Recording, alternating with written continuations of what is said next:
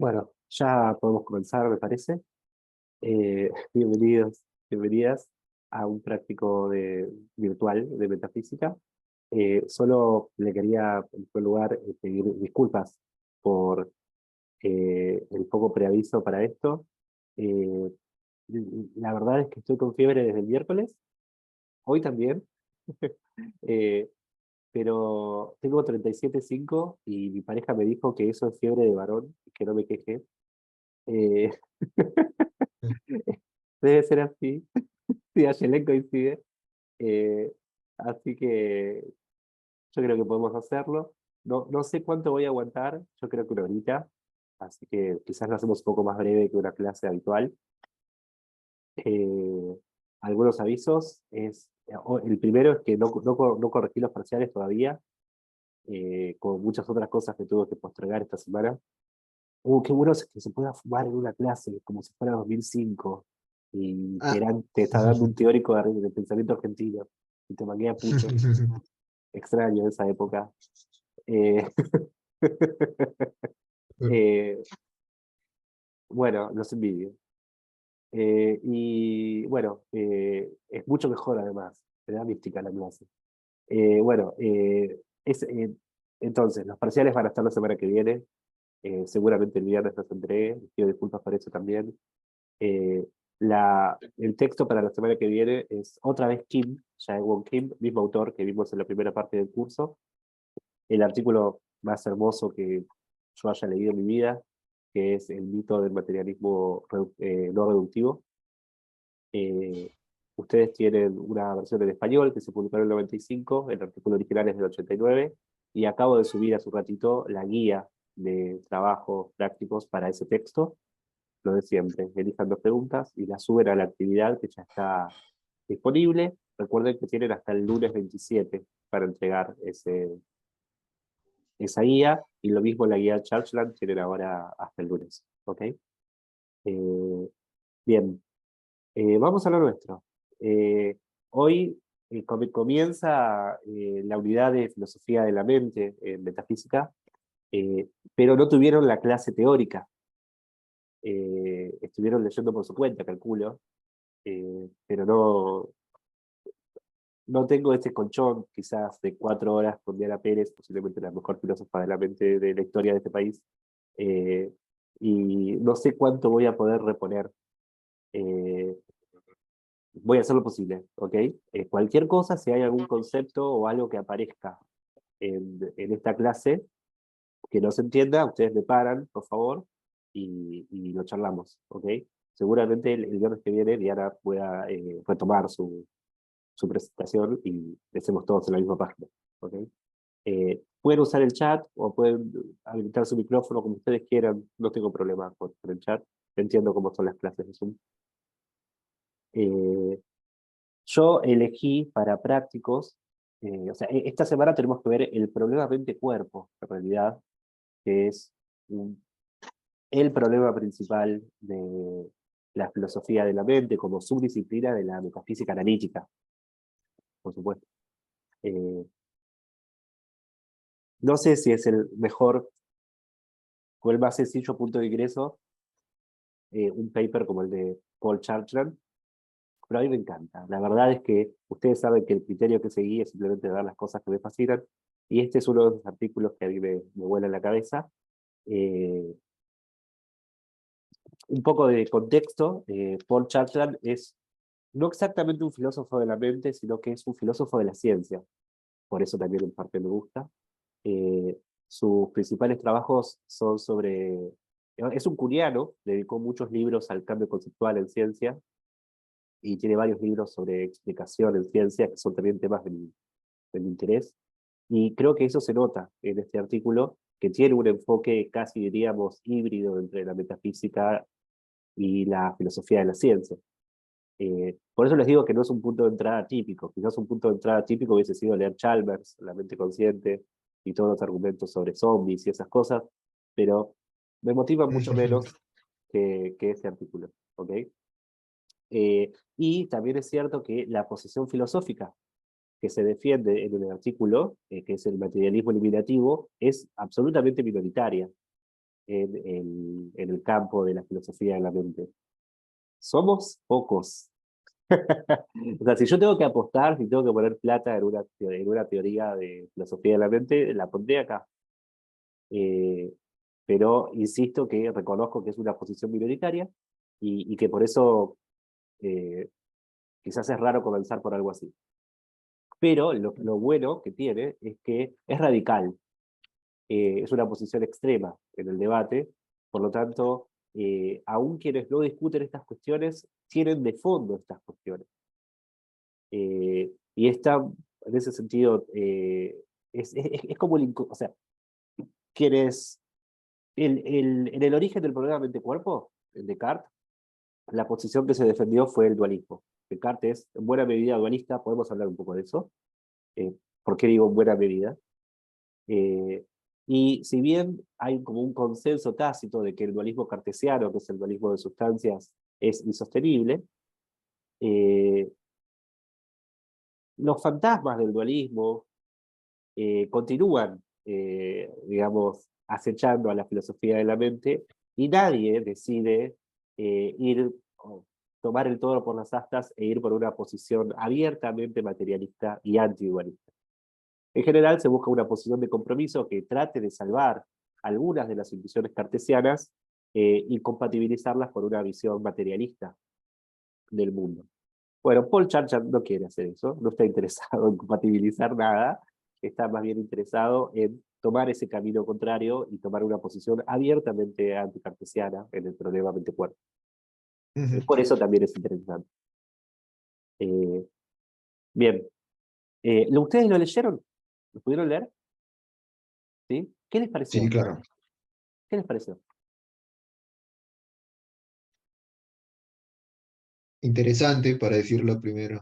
Sí, Eh, no estoy naturalmente de acuerdo con Churchland, pero me parece que sus argumentos son bastante convincentes, o sea, habría que poder refutarlo, ¿no? Para seguir tranquilo con la psicología folk, o que yo, digamos, la relaciono mucho con la sociología del mundo de la vida, o con la fenomenología social. Entonces, ahí me tocó una fibra, digamos. sí, sí, coincido en tu diagnóstico. Por eso me gusta comenzar por acá, porque si bien vamos a seguir adelante y vamos a ver otro tipo de posiciones, aunque si se fijan en la literatura que yo elegí, no hay funcionalistas, no hay dualistas de ningún tipo, son todos materialistas. Ese es el sesgo del práctico.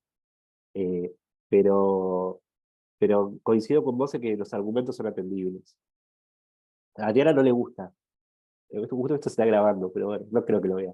Pero a Diana no le gusta el materialismo eliminativo, la pueden chicarear el viernes que viene, y obviamente su posición es mucho más interesante que lo que yo pueda decir, pero sé que ella, la idea misma de que la psicología folk sea concebida como una teoría le produce urticaria. Pero, es tan atractiva la posición. Bueno, vamos a ir en orden, ¿no? Yo les pedí una guía, tiene 5 preguntas. No las recuerdo todas, pero más o menos imagino ahora la podemos chequear. Si algo me queda siendo el tintero, ustedes me preguntan. Pero bueno, Paul Churchland forma parte de un dúo junto con su esposa, Patricia Churchland. Ambos son los principales defensores desde California del materialismo eliminativo. Eh, y también son muy importantes porque fueron los primeros filósofos que defendieron la idea de que al menos algunas capacidades de la mente se pueden modelar con redes neuronales artificiales. Una idea que ellos defendieron desde los años 80. Y la verdad es que la vieron. Si vivimos hoy en día en la era de ChatGPT, que es una red neuronal artificial, y sin dudas vieron algo hace casi 40 años que fue premonitorio. Eh, y este texto es uno de los clásicos de ellos, pero hay muchos más, quizás después les comparto alguno en la carpeta de bibliografía complementaria. Pero Perdón, ¿puedo hacer una comencemos. pregunta ahí? Sí, por favor. Justo lo dije antes de que diga comencemos, entonces Sí, ni siquiera vamos a comenzar. Con respecto a esta anticipación que hicieron de la inteligencia artificial, por lo que usted sí. propone, no me acuerdo si lo conversamos con usted o con la profesora Diana, de la diferencia entre una inteligencia artificial que pueda desempeñar las mismas funciones que un humano, y otra cosa es diseñar una inteligencia artificial que funcione cómo funciona un humano. Es decir, el resultado, el output puede ser el mismo, pero el funcionamiento no necesariamente tendría que serlo. O sea, podemos llegar, supongo que, o sea, intuyo que las inteligencias artificiales se han logrado con vistas al objetivo y no con vistas a replicar el modo no sé, de sinapsis neuronal o de, no sé, los mecanismos cognitivos en el sentido filosófico, ¿no? O Sí. psicológico, no sé. Es una pregunta complicada. Eh, hay algunas entradas que te puedo dar para entender cómo podría alguien responder esa pregunta, pero no es definitiva. En principio, las redes neuronales artificiales son una alternativa a los llamados modelos de reglas y representaciones. Cuando surge el proyecto de inteligencia artificial, surge en una conferencia en Dartmouth, en el MIT, en 1957. Los modelos que se tenían en mente para lograr la inteligencia artificial general eran lo que se llama modelos simbólicos. Los modelos simbólicos son programas en los cuales la información, el conocimiento del sistema está explícitamente representado y se definen en su programación ciertas reglas para la manipulación de esas representaciones. Así, Ujú. por ejemplo, los primeros programas que jugaron al ajedrez, e incluso el programa que venció a Kasparov en los 90s, son programas de reglas y representaciones explícitas.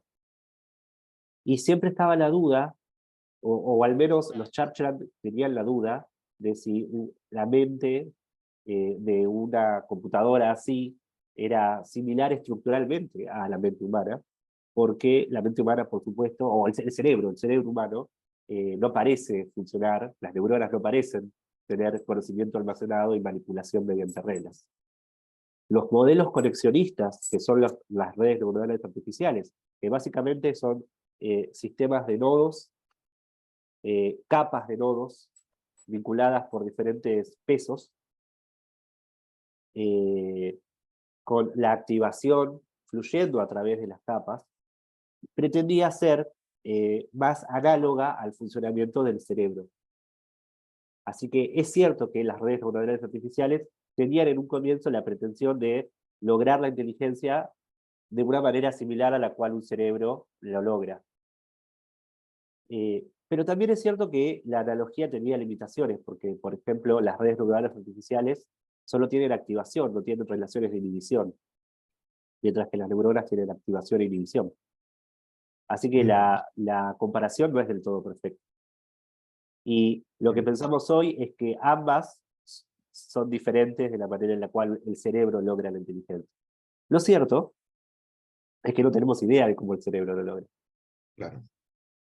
Hace poco vi un paper que sostenía que vos podías tomar una neurona única, y simular el comportamiento de la neurona como una red neuronal artificial, como un sistema de nodos y vínculos entre nodos. Lo tengo en la agenda para leer, así que calculo que hay algunos pensando que si el cerebro se va a parecer a alguno de estos modelos simbólicos o conexionistas, va a parecerse más a los modelos conexionistas. Pero no es una cuestión que esté decidida, es más bien una cuestión Mm, abierta y debatible, en los límites de la investigación. Eh, gracias. de nada. Es una linda pregunta.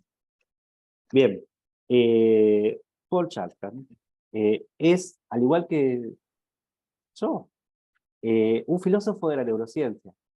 Es una especie muy particular, somos pocos. Pero es un filósofo de la ciencia, curiano también, que de todas las ciencias eligió profundizar en la neurociencia como disciplina. Y eso es lo que da un poco el tono a este paper. Es lo que él lee en el desarrollo de la neurociencia, es que en principio la potencia explicativa de la neurociencia puede ofrecernos una respuesta al problema mente-cuerpo.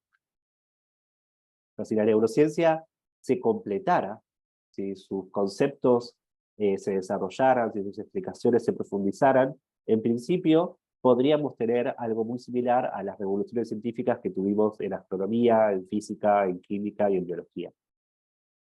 Esa es la apuesta. Yo comparto la apuesta. Yo comparto la apuesta. Y el materialismo eliminativo es una posición que se sigue de esa lectura de una ciencia. No es tanto una posición que se siga de un diagnóstico acerca de, de nuestra manera cotidiana de referirnos a las mentes de los demás, sino más bien de las esperanzas puestas en la neurociencia como disciplina. Esas esperanzas pueden estar infundadas. Puede ser que la neurociencia no termine dando las respuestas que esperamos y que todo sea una gran bomba de humo, y esta posición filosófica quede olvidada como tantas otras. Pero hay que atenderlo, porque si en el 86 ya había indicios de que la neurociencia iba a poder resolver algunos de los problemas más importantes de la filosofía de la mente, creo que eso se ha vuelto mucho más evidente ahora, ¿no?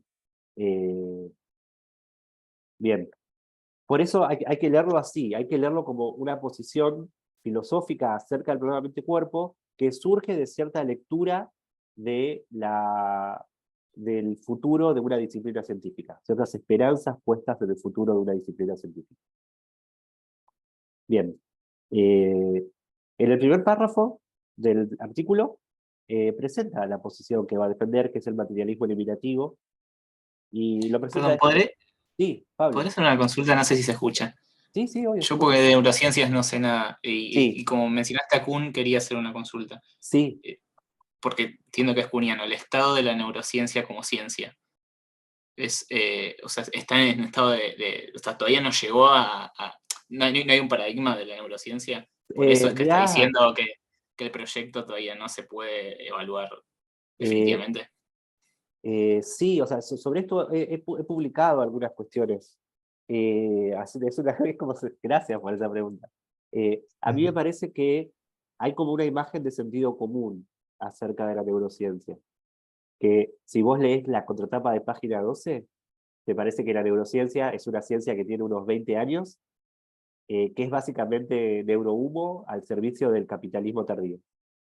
Eh, pero es una manera tonta de leer la neurociencia, porque en realidad es una disciplina mucho más antigua. La primera revolución neurocientífica tuvo lugar entre 1890 y 1910. Es una revolución europea, en particular el padre, el Darwin de la neurociencia, es Santiago Ramón y Cajal, un neuroanatomista español, que identificó primero, o sea, en términos cuñanos, había dos escuelas preparadigmáticas en pugna: los reticularistas, por un lado, principalmente defendidos por Camilo Golgi, el aparato de Golgi, y por otro lado los neuronistas, que no se llamaban así en esa época, eh, que sostenían, los reticularistas sostenían que eh, el sistema nervioso era una red continua, que si bien la teoría celular se había aplicado exitosamente a todos los tejidos, el tejido epidérmico, el tejido muscular, bla, bla, bla, el tejido nervioso era distinto porque obviamente en lugar de producir simplemente bilis como el páncreas, produce un alma. Entonces era esperable que el tejido nervioso fuera distinto y no responda exactamente a la teoría celular. Y concebían al sistema como un retículo. El sistema nervioso, el tejido nervioso como un retículo continuo que explicaba la rapidez de la reacción de un organismo frente a un estímulo. Contra esa escuela reticularista se comienza a generar esta revolución neuronista de la mano de Cajal, eh, quien descubre básicamente, en primer lugar, que las dendritas, eh, o sea, que si vos tenés una neurona, que es un soma, un cuerpo celular, y estas expansiones raras, por un lado las dendritas y por otro lado el axón, él establece que las dendritas y el axón terminan libremente, que no se continúan con otros tejidos, y que el impulso nervioso sigue una dirección específica en la neurona. La dendrita funciona como un dispositivo de input y el axón como un dispositivo de output. Y esa es la piedra fundamental de la neurociencia: concebir a la neurona, la célula separada, como una unidad de información. Esa revolución tuvo lugar en 1890 y el Nobel lo comparten Golgi y Cajal en 1906. Ese es el primer Nobel a una investigación neurocientífica. Y es una larga lista de premios Nobel. Por ejemplo, en 1936 se estableció cuál era la estructura del potencial de acción, ¿no? Esto es del disparo eléctrico de una neurona, que es el lenguaje en el cual una neurona le habla a otra, y luego hay premios Nobel para quienes descubrieron los canales iónicos, que son unos poros a través de la membrana celular que permiten la entrada y salida de iones, que es el mecanismo que subyace al potencial de acción. Después se descubrieron los neurotransmisores. En el año 1962, Hubel y Wiesel describen el funcionamiento de las primeras neuronas de la corteza visual de los gatos, y ahí ya empezamos a detectar, a poder hablar de qué es lo que ve una neurona, qué es lo que detecta una neurona, y todo el vocabulario semántico comienza a aplicarse a células. Y para el año 2000, cuando Kandel se gana su premio Nobel por el descubrimiento de los mecanismos genéticos y moleculares de la memoria, ya estaba claro que vamos a tener una comprensión de todas las capacidades mentales en términos celulares y subcelulares, moleculares incluso. Esa es la respuesta que tengo para darte, ¿no? O sea que sí estaría o sea, ya estaría en un periodo de ciencia Normal, sí. normal, sí, perdón. Hay varias discusiones en filosofía de la ciencia al respecto. Es una ciencia, en la neurociencia, en términos junguianos, es una ciencia muy peculiar, porque si bien evidentemente hay progreso, y por lo tanto en términos junguianos debe haber ciencia normal, no hay un único paradigma. Es una ciencia multiparadigmática, pero progresiva, rarísimo, es un hierro de madera en términos junguianos. Hay mucho para estudiar ahí. Si quieren ayudarme, estoy solo. Y Sí. justamente para empezar a entrar a interesarse en el tema, ¿qué textos podemos empezar a...? Les paso uno mío, si quieren. Bueno, Que trata justamente esto. Lo publiqué el año pasado. Es aplicar cura a la revolución neurocientífica inicial. Y además ahí pueden catch up con lo que estoy haciendo, o sea, porque no volví a publicar después. Así que podemos arrancar desde ahí. y sobre neurociencia en general también nos van a servir. Y para mí el libro de Kandel es un buen punto de ingreso. Hay un libro de Eric Kandel, también premio Nobel, que se llama En busca de la memoria. Un librazo. Se lo subo después. Un verano, cometí la locura de dar un seminario de verano, ¿vieron los seminarios de verano de Juan? 2019, que se llamaba Principios de Filosofía de la Neurociencia. Una locura. 2 meses. No sabía, la verdad yo no sabía cuando lo propuse que tenés que dar clases 8 horas por semana. Pero estuvo bueno, tengo el programa, tengo toda la Biblia, si quieren les comparto eso. Debería volver a darlo, pero no en verano, nunca más en verano. Bueno, volvamos. O sea, por eso empiezo por Chapman, porque es el único que se toma en serio la neurociencia. El resto de los filósofos, Putnam, ustedes los van a leer, ¿sí? Putnam, Chalmers, toda esa gente, los quiero, son grandes filósofos, pero no se toman en serio la neurociencia, y eso para mí es un gran error. Un gran error. Bien, vayamos a lo nuestro. Entonces, por esta comprensión de que la neurociencia es cosa seria, Churchill defiende una posición extrema respecto al problema mente-cuerpo y en general respecto de la filosofía de la mente, que lo voy a leer para no atribuirle cosas que quizás no dice. Dice, el materialismo eliminativo es la tesis que sostiene que nuestra concepción de sentido común acerca de los fenómenos psicológicos constituye una teoría radicalmente falsa. Una teoría tan esencialmente defectuosa que tanto sus principios como su ontología serán eventualmente desplazados, más que reducidos con fluidez, por una neurociencia completa. Esta es la tesis, ¿no? Obviamente no está hablando de la neurociencia actual, aunque uno podría pensar que hay ciertas partes de la neurociencia actual que ya han reemplazado a nuestra psicología de sentido común, por ejemplo, sobre la percepción. Es muy difícil ignorar lo que la neurociencia tiene que decir sobre la percepción, porque tenemos una comprensión celular molecular de la percepción. Pero si hay una parte de la mente que se resiste a esta reducción, o al menos a este reemplazo, es la parte de las capacidades superiores, la capacidad de pensamiento, de creencia, ¿no? Y es sobre esas capacidades superiores sobre las que discute en este artículo. Hay mucho que decir, ¿no? O sea, ¿por qué materialismo eliminativo? Materialismo en primer lugar, porque presupone la tesis de que todo lo que hay, de que la ontología va a ser materialista. En un sentido, a definir de materialista, uno puede decir simplemente que cualquiera sea la ontología final, va a respetar los lineamientos de las ciencias físico-naturales, y cualquiera sea la ontología de las ciencias físico-naturales, esa será nuestra ontología final, y esa ontología final no va a incluir aquellas cosas de las que habla nuestra psicología de sentido común. ¿Y qué es nuestra psicología de sentido común?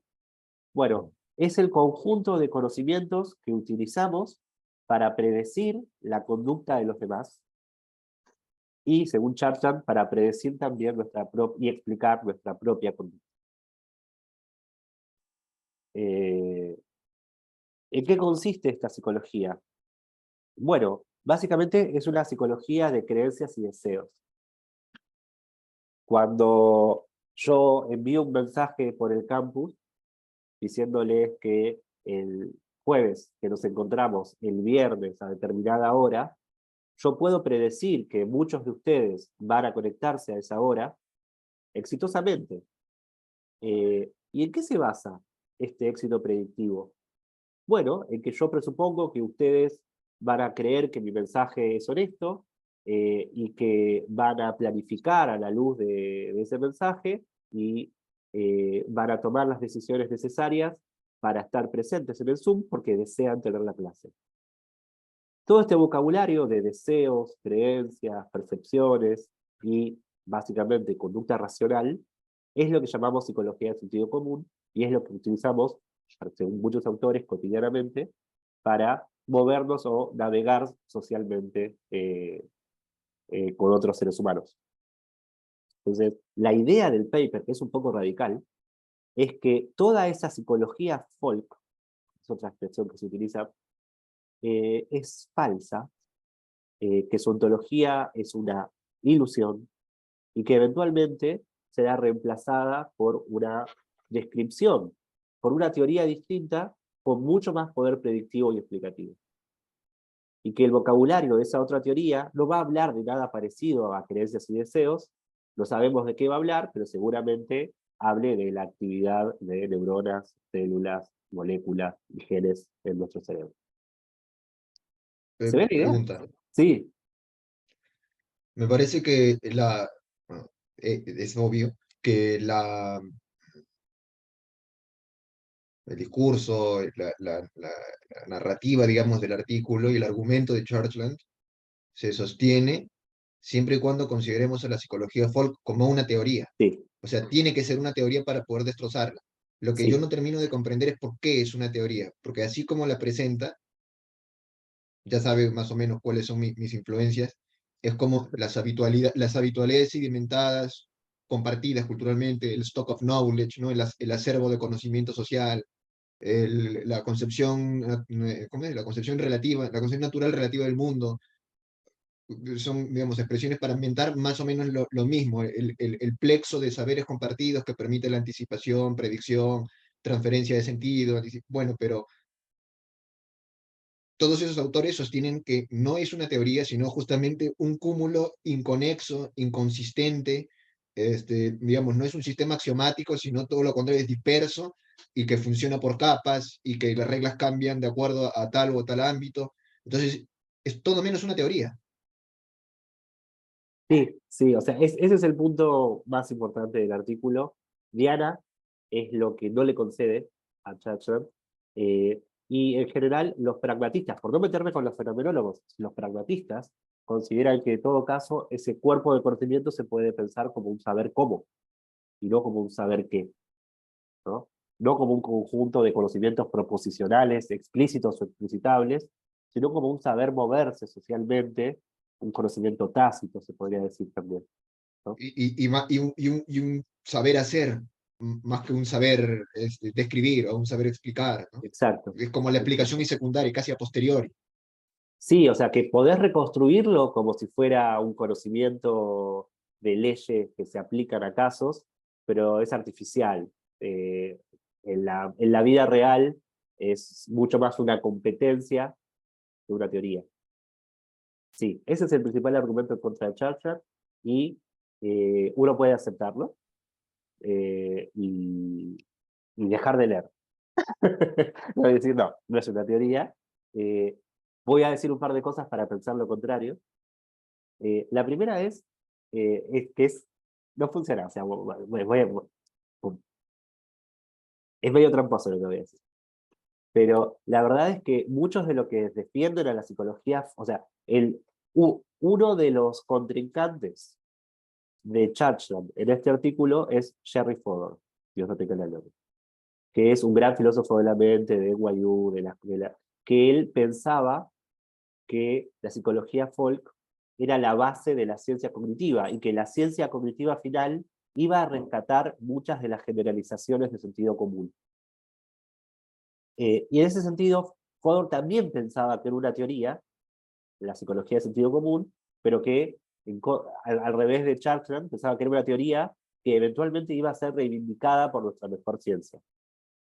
Que la ciencia cognitiva final iba a reivindicar muchas de nuestras generalizaciones de sentido común, a saber que la gente actúa a la luz de sus deseos y creencias siguiendo criterios de racionalidad. Así que en el debate con Fodor están de acuerdo en que es una teoría. Solo difieren en si es una buena teoría o una mala teoría. Obviamente, vos podés rechazar tanto a Churchill como a Fodor, por eso digo que no es el mejor argumento, pero es uno para entender por qué procede de esta manera. O sea, es un argumento de la autoridad, Sí, básicamente. es un argumento de autoridad. No, es como decir, en el contexto del debate, vos podés dar ese paso de decir, no, la verdad que es una competencia, un know-how, y tener una lectura pragmatista de ese conocimiento de sentido común, pero pagás el costo, ¿no? O sea, porque no está tan claro entonces que vaya a ser relevante para la ciencia en ningún sentido. Que sus verdades vayan a ser rescatadas por una ciencia futura.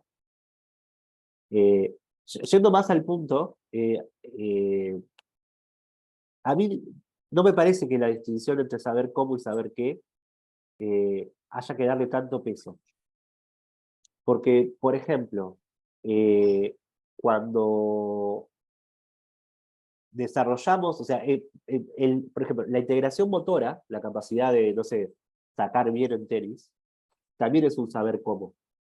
Pero cuando vas a la neurociencia de la integración motora, aparecen principios de integración de la información motora que se parecen bastante a leyes. Por ejemplo, hay principios de optimalidad que sugieren que muchos de nuestros movimientos representan un óptimo de movimiento en el espacio físico. Con lo cual uno puede decir que detrás de ese saber cómo hay un saber qué corporizado. A mí me parece que decir simplemente que es un saber cómo solo deja abierta la pregunta de cuáles son las teorías tácitas detrás de ese saber cómo. No me parece que cierre la discusión.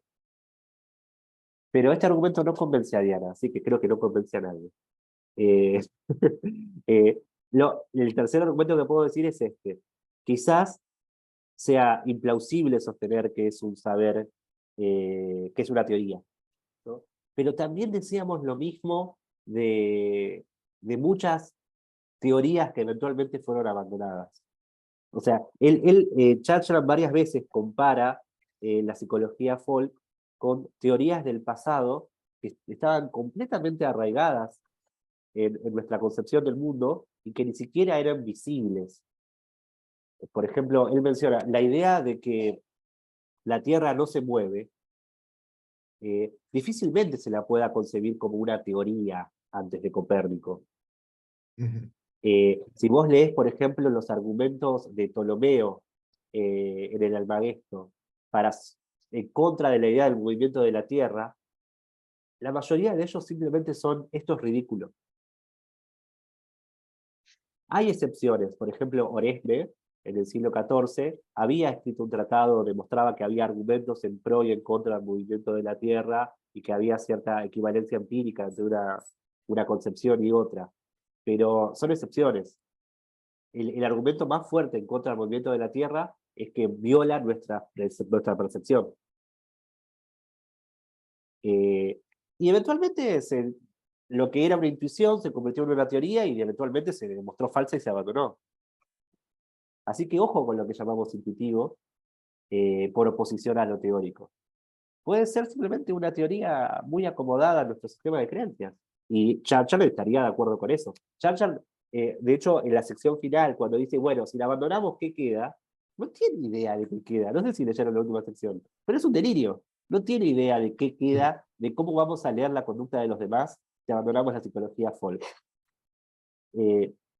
Porque obviamente no podemos imaginar una vida humana sin psicología folk. Pero eso puede ser un límite de nuestra imaginación, no un rasgo del mundo. Y ese es mi último argumento. No tengo más. Pero sí, es el punto más polémico de todos. De hecho, toda la sección 1, que se llama ¿Por qué la psicología folk es una teoría?, no es una buena sección. Sino que lo que dice es, mirá, si concebís la psicología folk como una teoría, muchos de los problemas de la filosofía de la muerte se pueden formular claramente. Pero eso no es un argumento a favor de que es una teoría. Es un argumento a favor de que es conveniente plantearlo así para presentar problemas en filosofía. Pero no es un argumento a favor de que es una teoría. Eso, no sé qué más decir. Ustedes pueden decidirlo, pueden pelearse en la guía y obviamente pueden pelearse con esto en el parcial porque seguramente lo... Bueno, esa sección primera, ¿por qué la psicología folk es una teoría? No, esperen, hay una cita en la página 44 que apunta a este último argumento que traté de esbozar en contra de Carlos, bueno, en contra de lo que Carlos mencionaba. Dice, el sentido común ha producido muchas teorías. Recordemos el punto de vista según el cual el espacio tiene una dirección natural para todas las cosas que caen, que el peso es una propiedad intrínseca de los cuerpos, que un móvil no sometido a fuerzas rápidamente volverá al estado de reposo, que la esfera de los cielos gira a diario, etc. A él le parece que la idea de que las personas actúan por sus creencias y deseos pertenece a esta clase, a esta clase de creencias. Yo siempre recuerdo, o sea, lo leímos con el negro Garea en Problemas del Óseo, que la Tierra no se mueve, después de Lo voy a Husserl. mencionar. Y claro, sí, obviamente, tu experiencia cotidiana no es de una Tierra en movimiento, pero se puede revisar esa creencia, o sea, es revisable. Y Obviamente, además cuando vos te movés parece, cotidianamente, no estás todo el tiempo teniendo en mente el movimiento de la Tierra. Podés vivir sin saberlo. Y posiblemente todos nosotros, vamos a morir en un mundo en el cual la psicología folk sea la única manera de pensarnos. Pero es revisable. perdón, y además me parece, y también creo que Husserl se da cuenta de esto, bueno, se da cuenta de esto, es que, y Churchill quizás no lo hace explícito, es que parece que disociase la psicología folk o el sentido común de la ciencia, cuando evidentemente la psicología folk y el sentido común tiene también embebida, digamos, al menos ciencias del siglo XIX, qué sé yo, ciencias del inicio del siglo XX. No estamos en el último grito de la moda de la ciencia, pero nuestra concepción cotidiana del mundo no es exactamente precientífica, Claro. es científica atrasada o vulgar, pero es de sentido común que la Tierra gira alrededor del Sol, digamos. No sé, creo que no se puede ahistorizar el sentido común, sino que el sentido común va cambiando y va Totalmente. sedimentando conocimiento científico, ¿no? Diana siempre menciona que coincidiría plenamente con vos y siempre menciona el caso de que el sentido común argentino es muy particular porque estamos psicoanalizados hace 100 años y nuestra teoría de la mente tiene muchas herramientas de psicoanálisis incorporadas. Para nosotros es completamente cotidiano referirnos a, no sé, los deseos inconscientes de una persona y explicar por qué alguien hizo algo diciendo, bueno, está reprimiendo un deseo. Y eso no es la psicología folk de un griego, pero sí es la nuestra, porque ha sido influenciada por la ciencia. Es muy importante lo que mencionás, porque lo que está en Churchill, que es un animal en eso, porque es un filósofo de la ciencia californiano, eh, y es que, ¿cómo se puede decir? No sé si ubican la obra, hay un texto maravilloso de Sellars, que ahora no recuerdo el nombre, pero en el cual distingue entre la concepción, la imagen científica y la imagen manifiesta del mundo. Y él sostiene que el trabajo de la metafísica es tratar, o sea, que la metafísica, la filosofía analítica, separa la frontera entre la imagen científica y la imagen manifiesta, tratando de aunar las contradicciones que se pueden producir entre esas dos imágenes. Por ejemplo, mi imagen manifiesta es que la mesa es sólida, la imagen científica sugiere que en realidad la mesa es mayormente vacío, porque lo que hay principalmente dentro de un átomo es vacío, y sin embargo yo no puedo, o sea, tengo una contradicción entre mi imagen científica y mi imagen manifiesta. Y para Sellars, el trabajo de un filósofo pragmatista es trabajar en la costura, ¿no?, entre la imagen manifiesta y la imagen científica. Sellars no tiene ese problema, porque es un cientificista acérrimo y entonces simplemente cree que la imagen natural, la imagen manifiesta, debe ser eliminada y debemos tratar de construir una imagen científica plena. Ese desprecio por la imagen manifiesta no está en todos los filósofos, solo está en Chant. En eso te concedo el punto. Bien. Bueno, ¿por qué la psicología folk es una teoría? Varias razones, que insisto, no son buenas. Básicamente te permite entender cómo funciona este fenómeno por el cual nosotros somos sumamente exitosos en la predicción de la conducta ajena. Y esta predicción y esta explicación se basa en referencias a deseos, creencias, temores, intenciones, percepciones de los agentes. Que todo este conocimiento se puede construir como un conjunto de leyes, del tipo si alguien desea algo y cree que haciendo P va a obtener ese algo, entonces va a hacer P, ceteris paribus. Y a este conjunto tácito de leyes de sentido común es lo que vamos a llamar psicología folk. También permite plantear el problema de las otras mentes. Básicamente la propuesta de que existen otras mentes es una hipótesis teórica que realizamos para explicar la conducta de los demás y para explicar nuestra propia conducta. Otra consecuencia es que, en contra de Descartes, no hay un privilegio del conocimiento de primera persona, sino que tanto para la primera como para la tercera persona usamos la misma teoría y simplemente hay una mayor familiaridad con la persona que nosotros somos. Estamos más acostumbrados a aplicar la teoría sobre nosotros y somos un caso de estudio que conocemos mejor que otros, pero no porque tengamos un acceso epistémico privilegiado a nuestros propios estados.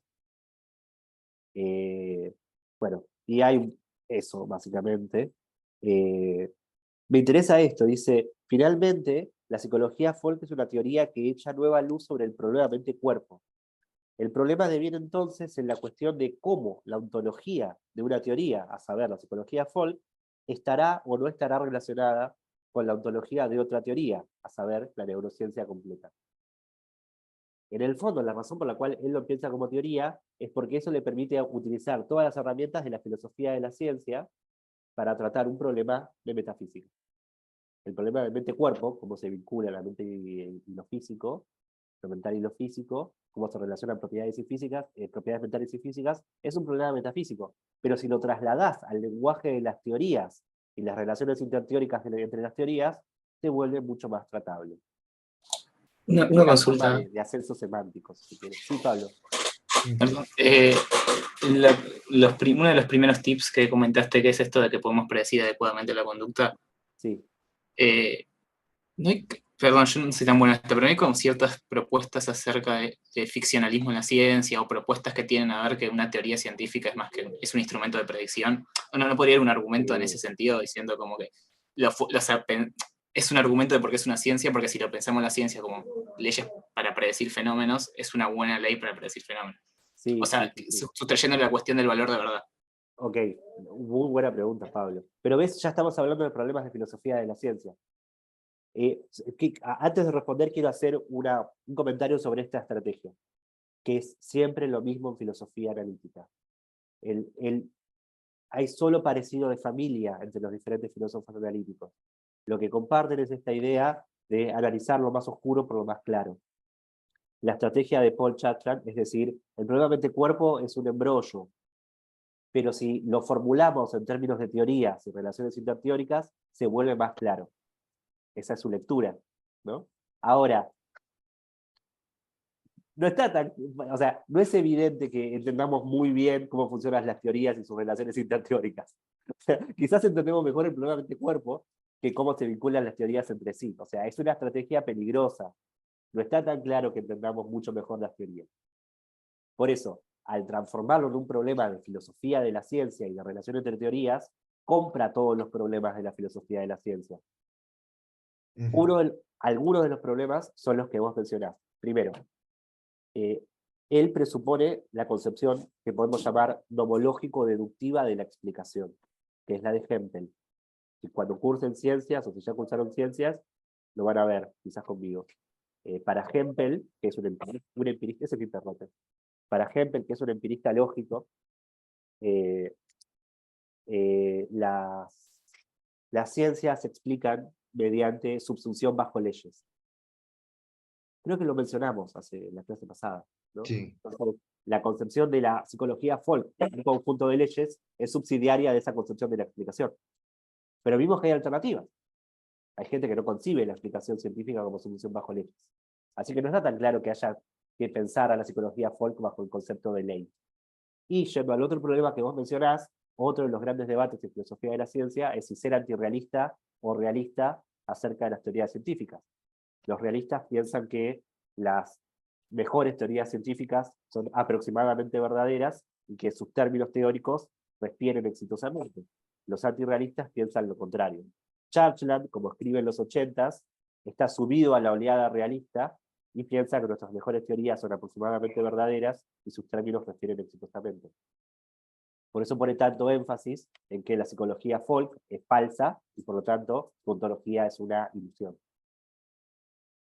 Pero no es un debate saldado. Te compraste ese debate y lo introdujiste, lo importaste a la filosofía de la mente por haber adoptado esta estrategia de análisis. ¿Se entiende lo que digo? Claro, o sea, sí, pero, o sea, entonces, que sea adecuadamente, o sea, que sea adecuada en términos de predicción no es un argumento bueno tampoco, porque si fuese no realista sí sería un buen argumento. O sea, si él creyese que las teorías son instrumentos para predecir fenómenos, entonces sí sería un buen argumento que la teoría folk se puede pensar como una teoría, porque sí nos permitiría predecir fenómenos, pero como, o sea, justamente lo hace que el argumento sea un poco malo, o bueno. Claro, yo lo diría así. Para Churchland y para los realistas científicos, que una teoría sea exitosa predictivamente, sugiere esa evidencia de que las entidades que postula existen. Esa inferencia no la aceptaría todo el mundo. En filosofía de la ciencia, no la aceptaría todo el mundo. Bien, dicho esto, vayamos a la parte más linda del paper, que es la sección 2 de la página 49, es la única que me importa, me hace muy feliz, que es ¿por qué la psicología folk, si es una teoría falsa? Hay varios argumentos.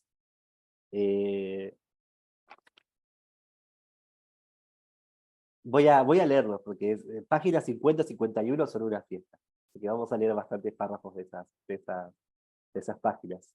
Dice, cuando centramos nuestra atención no sobre lo que la psicología folk puede explicar, sino sobre lo que no puede explicar, o incluso pasa por alto, descubrimos que hay mucho.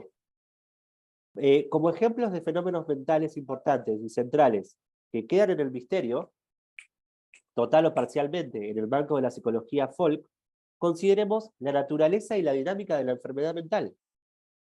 Primero, ¿no? Es cierto, o sea, nosotros predecimos la conducta de las personas como sujetos racionales que actúan a la luz de deseos realizables y creencias fundamentadas en la experiencia, a menos que estés loco. Y en ese caso la teoría no sirve, o que estés bajo un estado de excitación psicomotriz, o que estés drogado, o bajo los efectos de psicodélicos. Todas esas conductas no pueden ser explicadas por la teoría folk. O si tenés Alzheimer o tenés Parkinson. Y no son experiencias extrañas de la vida, son Pero, cotidianas. Sergio, el hecho de que tengamos como un rótulo excepcional para todos esos casos no es justamente una explicación en alguna medida. Pero, O sea, si yo digo, de no puedo acuerdo, explicar tu conducta, tal vez estés borracho, por ejemplo, o loco. sí. Eh, no es una explicación. Eh, la teoría explica en términos de creencias y deseos, y racionalidad. Son tres, o sea, son dos tipos de entidades teóricas y un principio general que los rige. Y se supone que es una teoría de la conducta.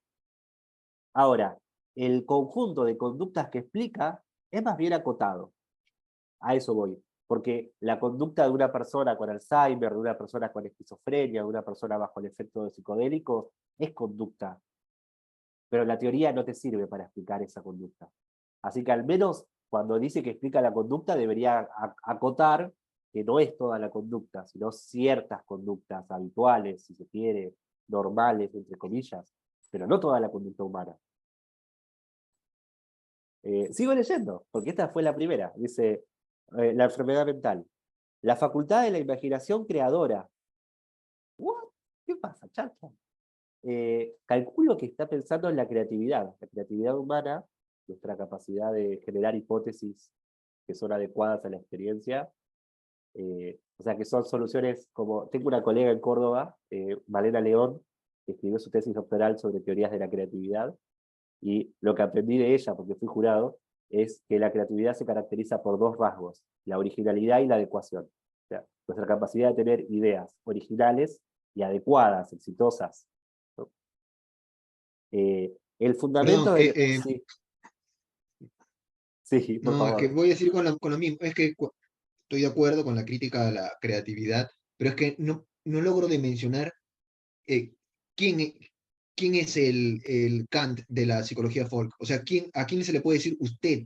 No dijo nada de la creatividad, porque parece como que es un enemigo invisible. Es Fodor, Entonces, es Jerry ok, Fodor. ok, Es Jerry bien. Fodor. De hecho, si van al índice del libro de Rabossi, yo les hablé de Rabossi, ¿no? Creo que en la primera Sí, clase, o sea, este artículo aparece en la compilación de Rabossi que se llama Filosofía de la Mente y Ciencia Cognitiva, y el capítulo que viene después se llama La persistencia de las actitudes, de Jerry Fodor. Esos dos artículos hay que leerlos juntos. En la persistencia de las actitudes, o sea, te vas a dar cuenta que quien tiene en mente es Jerry Fodor, porque Jerry Fodor dice, la ciencia cognitiva, a la larga, va a reivindicar a la psicología folk como una ciencia. ok. Entonces siempre tiene como interlocutor otros filósofos de la mente, digamos. Sí, sí, sí, sí. O Ok, sea, es que lo que pasa es que Fodor es en algún momento, sí. como en algún momento dice Lebensfeld, me sentí aludido, ya comencé a sacar mi bibliografía. Entonces, bueno, no. Qué loco, no lo vi eso, después marcámelo. Dale. Ok. O sea, sí, te diría que es Jerry Fodor, pero sí, también es cierto que la psicología folk no tiene dueño, ¿no? O sea, que no es tan fácil señalar nombres. Eh, el fundamento de las diferencias de inteligencia entre los individuos, ahí no sé qué está pensando, pero creo que es medio diferencias genéticas o algo así, no sé. Sigo leyendo. Consideremos nuestra total ignorancia de la naturaleza y las funciones psicológicas del sueño. Ese curioso estado en el que pasamos un tercio de nuestra vida. Reflexionemos sobre la habilidad común de atajar al vuelo una pelota mientras corremos, o de acertar a un auto en movimiento con una bola de nieve. Es muy específico el ejemplo. Pero, o sea, capacidades de integración motora, eso tampoco se explica con deseos y creencias. Consideremos la construcción interna de una imagen visual tridimensional en nuestras respectivas retinas, a partir de diferencias sutiles en las organizaciones bidimensionales de los estímulos, o sea, la percepción visual.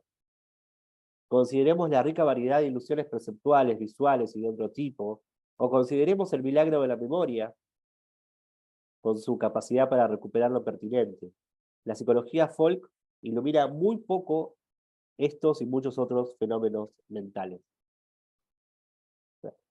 Ahí empezás a sentir que, ¡guapa! O sea, es cierto que la psicología folk será muy exitosa, pero para un conjunto muy específico de conductas humanas. No es tanto lo que puedes explicar con deseos y creencias. La página siguiente dice, el párrafo siguiente dice, un misterio particularmente destacable es el de la naturaleza del proceso mismo de aprendizaje, especialmente cuando involucra un cambio conceptual en gran escala, y ahí está, esa se puso Juliano, y cuando aparece en su forma prelingüística o en su forma no lingüística, como en los bebés o en los animales no humanos. Claro, si vos querés explicar la conducta de bebés, lo podés aplicar a apelar a la psicología folk. Es raro decir que tienen deseos y creencias y actúan de acuerdo a un principio de racionalidad, pero es conducta humana. ¿Qué hacemos con todo eso? ¿No es importante, como diría Davidson? ¿O podemos hacer algo? Bueno, en fin. En la página 51 dice, la psicología folk es, en el mejor de los casos, una teoría altamente superficial, una glosa parcial y no penetrante acerca de una realidad más compleja y más profunda. Ese es el primer punto, ¿no? El alcance de la teoría es acotado, pero hay un segundo ataque. Dice, una mirada a la historia de la psicología folk, aquí tampoco estos temores, una vez que han surgido. Es una historia de retraimiento, infertilidad y decadencia. El dominio presunto de la psicología folk solía ser mucho mayor de lo que es ahora. En las culturas primitivas, la conducta de la mayoría de los elementos de la naturaleza era comprendida también en términos intencionales, en términos de creencias y deseos. El viento podía enojarse, la luna era celosa, el río era generoso, el mar se enfurecía. Estas no eran metáforas. Se hacían sacrificios y se formulaban augurios para aplacar o adivinar las pasiones cambiantes de los dioses. A pesar de su esterilidad, este enfoque animista de la naturaleza ha dominado nuestra historia y solo en los últimos 2 o 3 mil años hemos reducido la aplicación literal de la psicología folk al dominio de los animales superiores. O sea que ahora está diciendo, mirá, la psicología folk es una forma de animismo. La abandonamos para otros aspectos de la naturaleza, pero lamentablemente nos persigue como una rémora en la comprensión de otros animales superiores como los seres humanos adultos. Sin embargo, incluso en el dominio preferencial de los seres humanos adultos, tanto el contenido como el éxito de la psicología folk no han avanzado perceptiblemente en estos 2 o 3 mil años. La psicología folk de los griegos es esencialmente la psicología folk que usamos hoy, y es mínima la diferencia entre nuestra capacidad de explicar la conducta humana y la que tenía Sófocles. No, Para pero cualquier eso, teoría, este es un periodo muy largo de estancamiento e infertilidad. o Carlos, sea, se ve levanta totalmente la cabeza. falso, ¿no? Totalmente falso. O sea, la psicología folk, acaba de mencionar el ejemplo de Argentina, con la de, no sé, México, ya son distintas. No es decir el siglo V de la Grecia clásica y decir que lo mismo es olvidar la historia, ¿no? Es olvidar la dimensión histórica del. No solo eso. Yo creo que acá hay un buen punto, hay un argumento chomskiano. A mí tampoco me gusta esto último, pero por razones chomskianas. Chomsky dice que en el fondo la creatividad humana, el uso creativo del lenguaje humano, es un misterio. Y que la ciencia no lo va a poder resolver.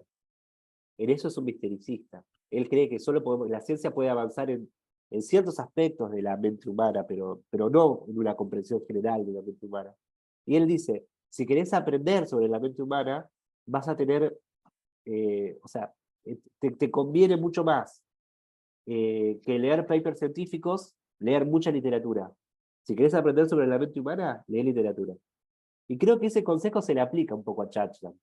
Creo que las mayores investigaciones sobre la naturaleza de esta psicología de sentido común no está en la ciencia, no está en la psicología experimental, está en la literatura, de Sófocles, no sé, a Henry James, no sé, a Carver, lo que ustedes quieran. Hay mucho análisis de la mente humana, a Proust. Sí, uno puede ver, si se quiere, un progreso en ese sentido, ¿no? O un cambio, para no decir Un cambio al progreso. menos, un cambio. Pero yo te defiendo hasta que hay un progreso. Que hemos indagado en las profundidades de la mente humana, pero no en la ciencia, sino en este tipo de análisis particular que es la literatura. Pero como Churchill es un californiano que solo leyó neurociencia, no se le ocurrió buscar ahí, nada más. Pero sí, es medio animal en este pasaje, coincido con ustedes. Dice, para usar los términos de Lakatos, trae las herramientas de la filosofía de la ciencia, la psicología folk es un programa de investigación degenerado o estancado, y lo ha sido durante milenios. Bien, ese es el segundo argumento. O sea, el primero es, su alcance es limitado. El segundo es, su historia no muestra ningún tipo de progreso. Y en tercer lugar dice, si encaramos al Homo sapiens desde la perspectiva de la historia natural y de las ciencias físicas, podemos ofrecer un relato coherente de su constitución, su desarrollo, sus capacidades conductuales, que abarque la física de partículas, la teoría atómica y molecular, la química orgánica, la teoría de la evolución, la biología, la fisiología y la neurociencia, como último escalón de esa historia. Este relato, aunque está todavía radicalmente incompleto, ya es extremadamente poderoso y superador de la psicología folk en muchos puntos, aún en su propio dominio, por ejemplo en la teoría de la percepción. La psicología folk no forma parte de esta síntesis creciente. Sus categorías intencionales permanecen aisladas, sin perspectiva visible de incorporación a ese corpus más amplio. Desde mi punto de vista, dice, una reducción exitosa no puede ser descartada, pero la impotencia explicativa de la psicología folk y su largo estancamiento nos da pie para esperar que sus categorías nos da pie para esperar que no dan pie para esperar que sus categorías vayan a verse prolijamente reflejadas en el marco de la neurociencia. Por el contrario, nos recuerda cómo la alquimia tiene que haber sido vista cuando la química elemental iba tomando forma, cómo la cosmología aristotélica tiene que haber sido vista cuando se iba articulando la mecánica clásica, o cómo la concepción vitalista de la vida tiene que haber sido vista cuando progresaba la química orgánica.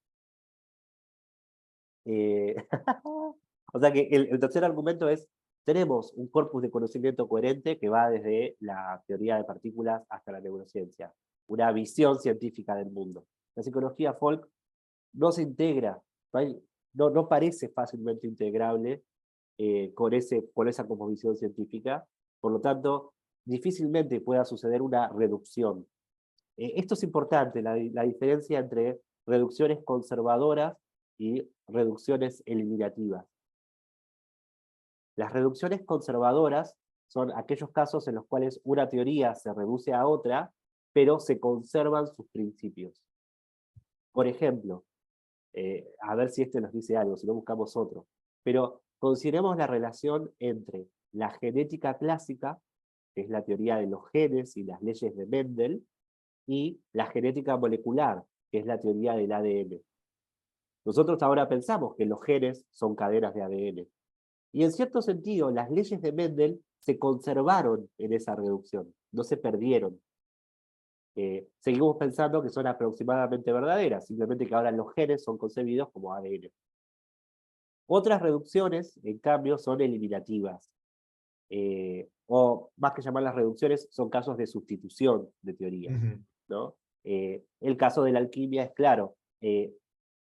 Antes de la química se hablaba de metales, se hablaba de mercurio, se hablaba de soluciones y se hablaba de transformaciones, pero en un sentido, cuando ese vocabulario se vuelve a utilizar en la química moderna, todas las generalizaciones de alquimia se pierden. No es una teoría que se conserve en la química moderna, se la abandona. Bueno, lo que Churchill está diciendo es la psicología folk va a ser más parecida a este segundo caso. No se va a conservar en la ciencia futura, sino que va a tener que ser abandonada. Bien. Fin de la sección 2. Bueno, el resto del capítulo lo que hace es discutir algunas objeciones a estas ideas y luego proponer cómo sería un mundo sin psicología folk. las respuestas a las objeciones están buenas. Solo voy a atender a una igual. Y ¿cómo sería un mundo de psicología folk? La verdad que es una sección muy rara, muy extraña. Y solo voy a mencionar un pasaje. ¿Ok? Es raro presentar esto sin que ustedes hayan tenido nada de ninguna... O sea, ¿tuvieron algo de filo de la mente en la clase anterior a la del viernes pasado? ¿Sí? Sí, las últimas 2 horas. Ok. Por Vimos ejemplo, ¿cómo? vimos las 3 teorías, conductismo, Ah, perfecto. ah, A eso me refiero. Igual lo condu- repongo, o sea, lo que pasa es que no sabía cuánto había que reponer. Pero bueno, si uno, a la manera escolástica, que no es la mejor manera, pero si uno tuviera que reponer cuáles son las posiciones canónicas en filosofía de la mente, uno puede identificar algunas posiciones claras, ¿no? Por un lado, tenés el dualismo, y el dualismo a su vez tiene dos variantes. El dualismo de sustancias considera que la mente y el cuerpo, o lo mental y lo físico, son sustancias distintas. Esta es la posición que se ha atribuido a Descartes, y la verdad, solo a Descartes, y a algún cartesiano que otro, pero la verdad, o sea, ni Spinoza cae acá, porque para Spinoza es monista, o sea, es una sola sustancia con dos modos. Así que es solo Descartes. Y ahí quisiera hacer un paréntesis, y es que ustedes saben que Descartes tiene como una doble agenda.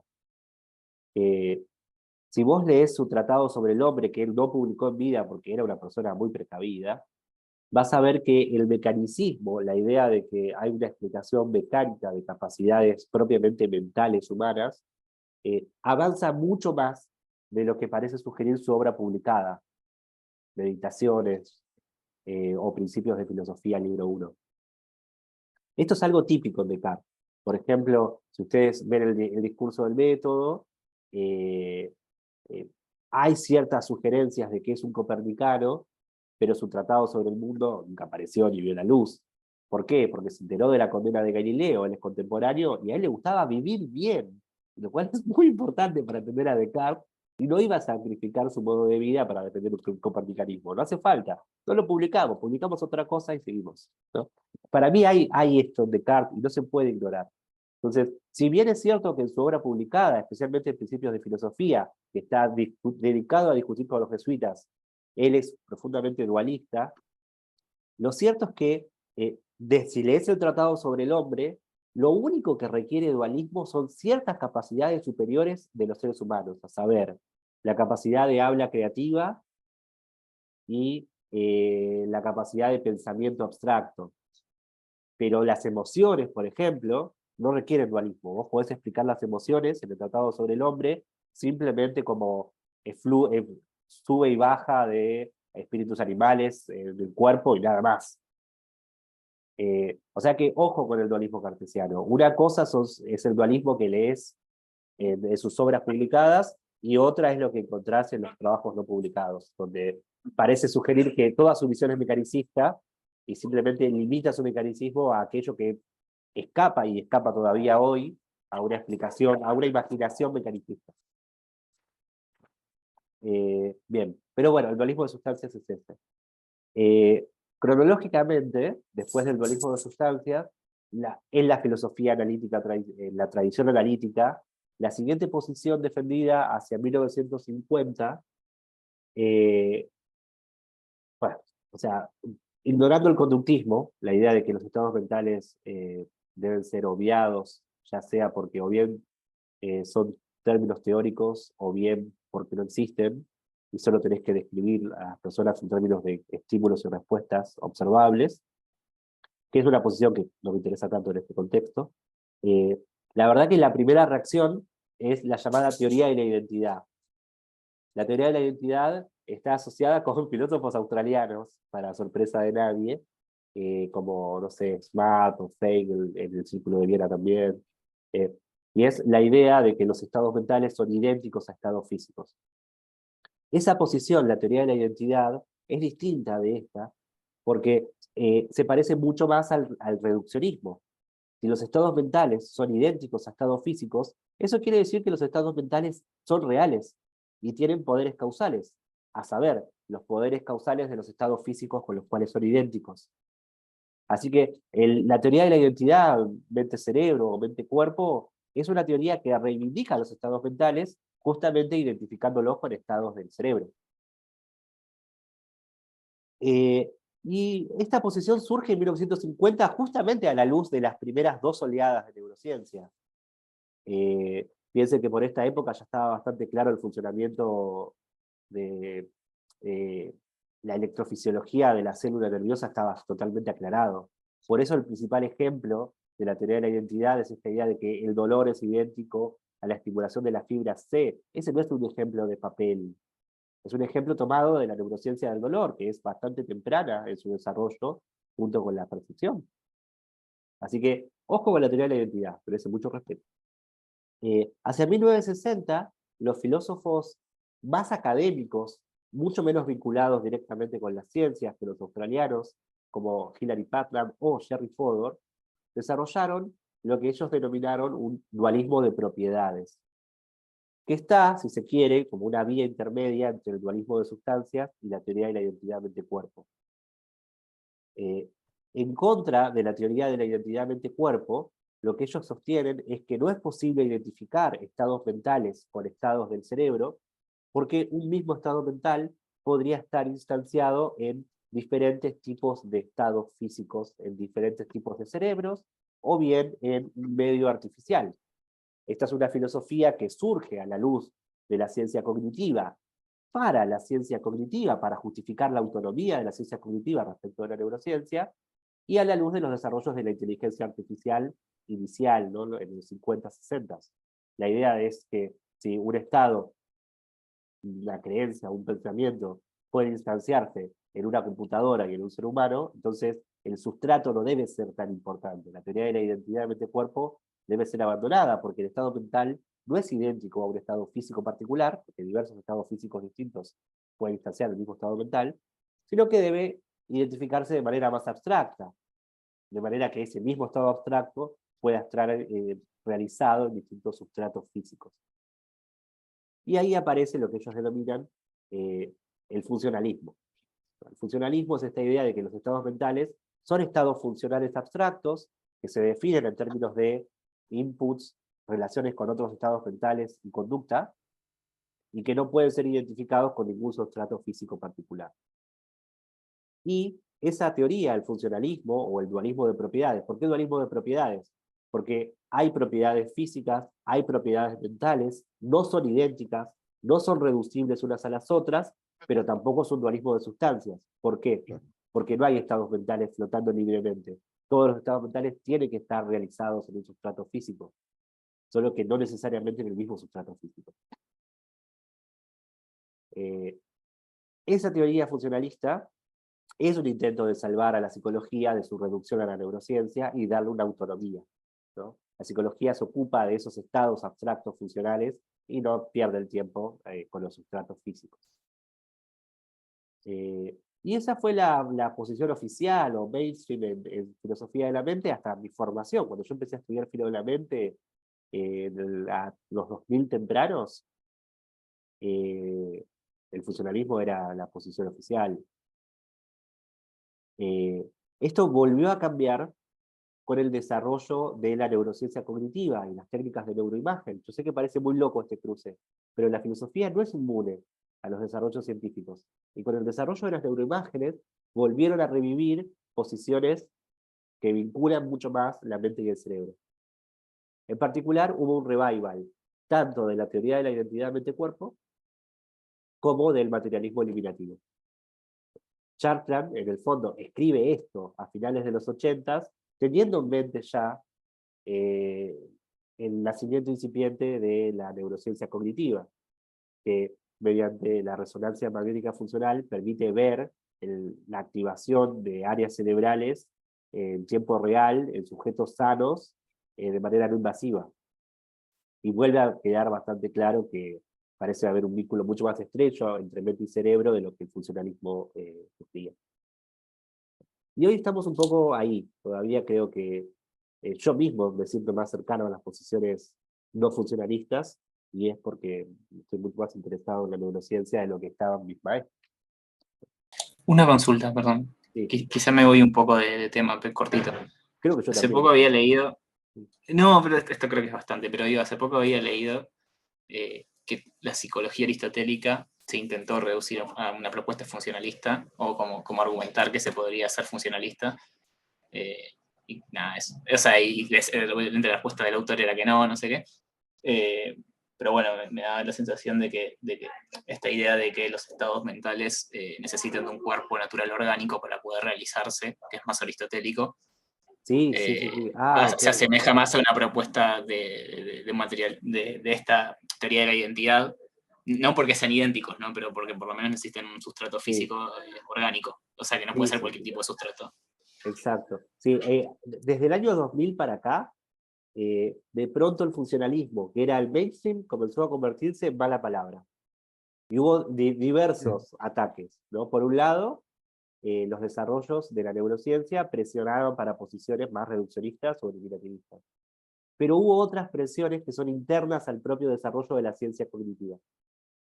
La ciencia cognitiva es una disciplina, más bien yo diría un campo interdisciplinar que surge en en Estados Unidos, básicamente, eh, como un campo que incluía a la lingüística chomskyana, a la psicología cognitiva, la filosofía, la inteligencia artificial, la antropología, la filosofía de la mente, con bajo el presupuesto del funcionalismo, básicamente, de que podemos tener una ciencia de la mente que no necesariamente esté conectada con una ciencia del cerebro. Pero la propia ciencia cognitiva fue evolucionando y estos modelos computacionales de la mente se empezaron a ver como insatisfactorios. Eh, Algunas de las revoluciones dentro de la ciencia cognitiva tuvieron que ver con lo que vos mencionás, que es lo que se denomina ahora ciencia cognitiva corporizada. La idea de que no es posible separar la mente del cuerpo de esa manera. Por diversas razones. Por ejemplo, algunos argumentos tendrían que ver con que la percepción visual no es una percepción que pueda pensarse como la construcción de un objeto tridimensional geométrico, sino que es una percepción cargada de affordances. Carlos me va a seguir en esto, en la idea de que cuando vos percibís una taza, no solo percibís el objeto, sino que percibís tu capacidad de agarrarla. Y que estas capacidades motoras están integradas con la percepción. Esto es medio merleau-pontesco, ¿no? De hecho, todo lo que la ciencia cognitiva corporizada recupera a Merleau y a toda la tradición merleau-pontiana. Y eso hace que no sea tan fácil separar la mente, no ya del cerebro, sino del cuerpo vivido. Calculo, Pablo, que algo como eso es lo que tenías en mente. No sé si eso es aristotélico, pero sí es una de las críticas a la concepción funcionalista clásica de la mente, que la concebía básicamente como una computadora instalada en un cuerpo. Ok, sí, es otra forma pero está bien. Está. Creo que estamos hablando más o menos de lo mismo. Yo porque Sí, me me acuerdo... gustaría sí. No, Sí. perdón, Carlos, ahí. No, iba a ser una pregunta muy amplia. Es que es un tema sobre el que no estamos instruidos. Entonces, tengo mucho, quizá, prejuicios de la neurociencia, justamente como que buscan la explicación computarizada de la percepción, de la No, o anticipación. sea, fue así desde 1960 hasta el año 2000. O sea, hubo unos buenos 40 años de modelos computacionales de la percepción, del pensamiento, sí. Eh, pero en los últimos 20 años se produjo lo que se llama la revolución de las 4E, que es, a ver si me sale, la mente embebida, extendida, inactiva y corporizada. Que son todas variantes de la ciencia cognitiva tradicional que tratan de volver a poner a la mente en un cuerpo que actúa. Y de hecho ya casi no quedan computacionalistas clásicos. Y el tema, perdón, Sí, sí, por el tema favor. del cuerpo, o sea, ya que trajo a Merleau y que me imagino que Sí. algo de esto, a menos como en activismo, ¿no? Si bien no como fenomenología, esta cuestión de no solamente el embodiment, sino casi casi identidad de cuerpo y ambiente, cuerpo y entorno, que Sí, torna difícil una taxonomía de hasta acá y entonces cómo se relaciona con lo otro, como que no pudiese ser separado, ya a un nivel casi somático, perceptivo, motriz, y entonces tengo el prejuicio de que la por ignorancia, ¿no? De que la neurociencia como que está forzado a romper un poco para agarrar su objeto de estudio. Y entonces falta a esa síntesis. eh, hay de todo en las neurociencias, pero, o sea, obviamente hay gente que sigue pensando la percepción como un proceso computacional y trata de identificar cuáles son las computaciones de las neuronas perceptivas de áreas específicas del cerebro. Y es un programa exitoso y hay muchísimos laboratorios haciendo eso, pero hay, diría, tantos o más laboratorios que trabajan con 4E. De hecho, te diría que el mainstream ahora es 4E. Esta semana salió un super paper que tengo que, a ver si lo encuentro. Eh,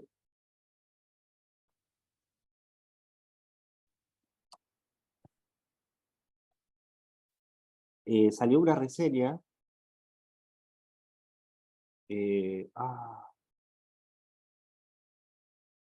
no lo voy a encontrar ahora, después se lo voy a buscar. Pero una reseña sobre qué pasó en estos 20 años de ciencia cognitiva 4E. Bastante negativa la reseña, diciendo, che, medio que se estancó un poco el programa, pero aún así es una buena reseña de lo que vino pasando estos 20 años, y es que toda la ciencia cognitiva se volcó a pensar la mente de esa manera, no ya como una especie de computadora en una cubeta, eh, sino extendiendo la mente al cuerpo, a los órganos, a las vísceras, al entorno, a las posibilidades de acción, a los otros. Todo eso pasó y de hecho, hoy ya es mainstream, hasta el punto de que hay gente diciendo, che, ¿estos 20 años fueron productivos o no? Y así que si quieren después se los paso, lo tengo que leer, está en la agenda de cosas que hay que leer. Eh, Perfecto, gracias. pero, o sea, seguro el funcionalismo ya no es la filosofía principal en filosofía de la mente, ni la filosofía propuesta por la ciencia cognitiva. No el funcionalismo clásico, por supuesto. Uno puede pensar que la mente extendida, la idea de que tu mente, que el anotador o el celular son extensiones de tu mente, puede pensarse de la manera funcionalista. Porque uno puede pensar que las relaciones causales que definen un estado mental no tiene por qué ser solamente con elementos dentro de un cerebro o una mente, que pueden extenderse al entorno. Pero el funcionalismo clásico ya no es la posición dominante seguro. Seguramente. Una consulta respecto de eso, cortita. Deberíamos hablar mucho más. No, pero no hace falta, porque en realidad si cursan problemas de metafísica, se ve todo 4E. Es la verdad. La verdad es que estamos cursando metafísica, por eso vemos estos textos tan básicos, ¿no? Pero en problemas vemos cosas más actuales. Perdón, o sea, esta idea de que parece ser más como la moda hoy en día que los estados mentales, la relación entre los estados mentales y un cuerpo tenga que ser de un cuerpo orgánico, es decir, de lo que nosotros tenemos como cuerpo humano, no una máquina. Eso tiene consecuencias con respecto a la idea de la inteligencia artificial, básicamente por la idea de que la inteligencia humana y la inteligencia artificial nunca serían idénticas porque el cuerpo en el que se realizan los estados Sí. son distintos. Muy buena pregunta. De hecho, tengo 15 días para terminar un artículo sobre eso y me quiero morir. Pero la clave es Damasio, Antonio Damasio. O sea, la gente que labura en inteligencia artificial en general no ha sido tan sensible a la ciencia cognitiva 4E. Pero sí Antonio Damasio. Antonio Damasio, que es el que escribió el error de Descartes, es un libro bastante conocido, y que sostiene una tesis corporizada fuerte. Él sostiene que la manera de lograr, o sea, que la inteligencia artificial hasta ahora, los proyectos de inteligencia artificial, se han basado en un error, que es construir el software sobre hardware duro. por ejemplo, una máquina sólida que va a aguantar 100 años, y ahí tratás de construir una inteligencia artificial sobre ese tipo de soporte. Y lo que él dice es que eso es un error. Lo primero que tenés que construir son máquinas frágiles, máquinas que tengan que lidiar con su entorno y que estén en peligro en su entorno, que tengan que garantizar su supervivencia. Y ahí podés empezar a lograr inteligencia genuina. Él piensa, por ejemplo, que los avances para inteligencia artificial van a venir menos por el lado de estos modelos de lenguaje que como ChatGPT, que no están corporizados, y mucho más por el desarrollo, por ejemplo, de la robótica soft. Hay gente que está tratando de desarrollar piel artificial, por ejemplo, que es frágil, que se basa en principios muy distintos de representación. Entonces lo primero que tenés que hacer es un robot en peligro de vida o muerte, con una piel sensible, y ahí vas a poder empezar a construir algo parecido a la inteligencia artificial. Eso está en algunos modelos, bueno, modelos no, pero está en algunas películas. O sea, la idea de robots como cuerpos, como, Sí, pensé en eso, sí. como con carne, que sufren y demás, como algo más, como no Claro. modelos de máquinas. Sí, es que la idea es esa, la idea es, primero necesitas robots que sientan, y después avanzarás hacia capacidades más abstractas, pero primero tiene que sentir. Son ideas muy lindas, pero no tengo tiempo de escribir sobre eso. Hay que hacer un ser en el mundo artificial para que Claro. pueda. Claro, esa es la idea de Damasio. Y de algunos ingenieros con los que él publica, pero son minoritarios, son minoritarios.